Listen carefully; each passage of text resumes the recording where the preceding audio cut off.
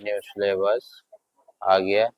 Total lessons 20, इसमें से 40% syllabus कम हो गया आपका, यानी अगर हम 40 पर 8 लेसन कम हो गए, सिर्फ 12 लेसन्स की प्रिपरेशन करें, क्योंकि बहुत ही लैंग्वेज मुझे जानता नहीं हूँ क्या है, लेकिन इसके जो चैप्टर है वो आप जानते होंगे, तो उस पर आप टिक लगा लीजिए। ये चैप्टर्स आपके आ रहा है, क्योंकि इसमें गिनती भी नहीं आती हमें कि भाई क्या गिनती में क्या लिखा हुआ है, बहुत ही लैंग्वेज है। तो इसकी जो है आप देख लीजिए क्या क्या लेसन्स आ रहा है, ये मैंने आपको दिखा दिया।